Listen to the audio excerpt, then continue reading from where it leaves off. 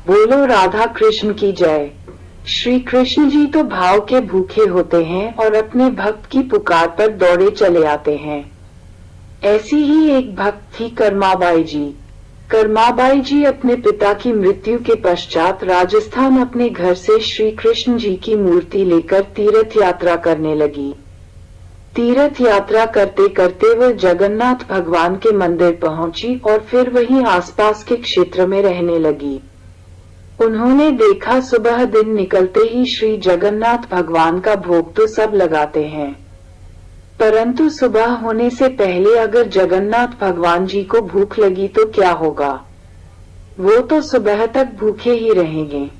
इसलिए उन्होंने निर्णय लिया कि सुबह 3 बजे उठकर भगवान जगन्नाथ जी के लिए खिचड़ी का भोग लगाएंगी। वे भगवान को पूजने की रीतियों से अपरिचित थी, परंतु अपने वात्सल्य और प्रेम पूर्ण भाव से निक भगवान को प्रातःकाल खिचड़ी का भोग लगाया करती थी और श्री भगवान जी स्वयं प्रकट होकर भोग पाया करते थे। प्रभु के लिए उससे स्वादिष्ट भोग कुछ ना था। उनको तो कर्माबाई की खिचड़ी मंदिर के 56 भोग से ज्यादा प्रिय थी। कर्माबाई जी संतों की सेवा किया करती थी। एक बार वैष्णव संत उनके यहाँ पहुँचे। वैष्णव संत को उनका अरीति से पाठ पूजा करना ठीक न लगा। कर्माबाई जी बिना स्नान व चौका बर्तन करे ही खिचड़ी बना रही थी, जो वैष्णव संत के लिए अपराध करने जैसा था। उन्होंने बड़े दुखी मन से कर्माबाई को सारी पूजा की शास्त्रीय विधियों का ज्ञान बताया कि भोजन पवित्रता से बनना चाहिए। उसके बाद कर्माबाई जी ने संत के बताए गए उपदेश का पालन किया।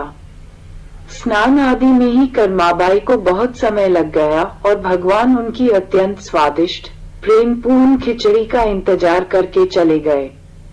श्री जगन्नाथ जी फिर उनके घर पर भोग पाने आए, पर तब वे चौका बर्तन साफ कर रही थी, इसलिए खिचड़ी बनाने में देर हो गई।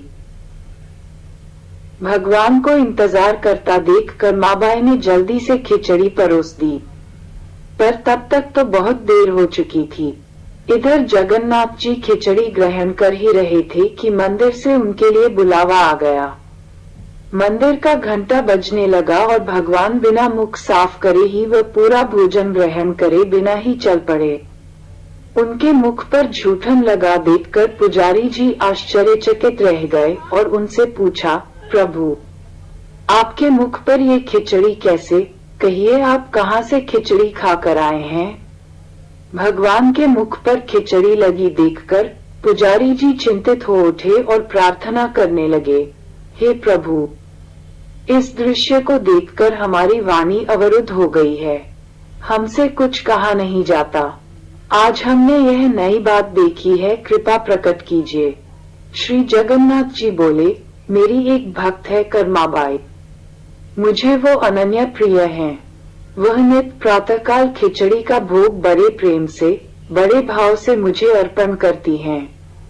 उसकी सच्ची भक्ति देखकर मैं नित उसके घर जाकर खिचड़ी पाता हूँ।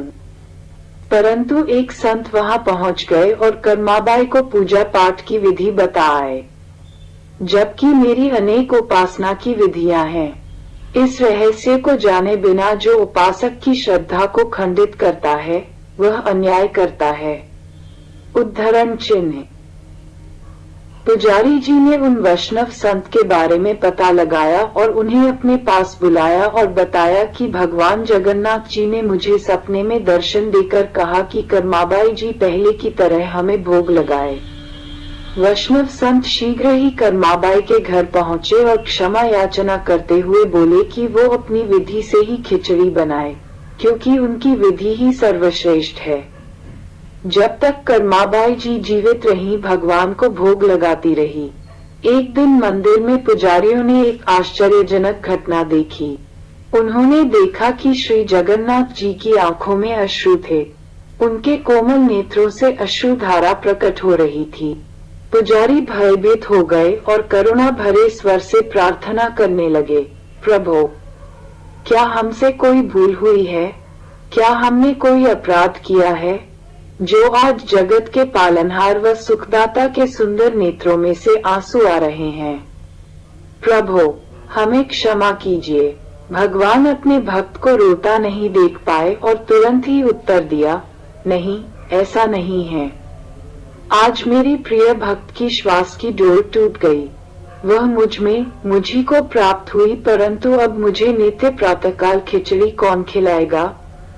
तभी से वहां के राजा की आज्ञा से आज भी प्रातःकाल 56 भोग से पहले श्री जगन्नाथ जी को कर्माबाई की खिचड़ी के नाम से भोग लगाया जाएगा। राजा की आज्ञा पालन होने लगा। फिर सबसे पहले खिचड़ी का भोग लगाने की परंपरा बनी और उस समय से आज तक खिचड़ी के भोग को कर्माबाई की खिचड़ी का भोग नाम दिया गया।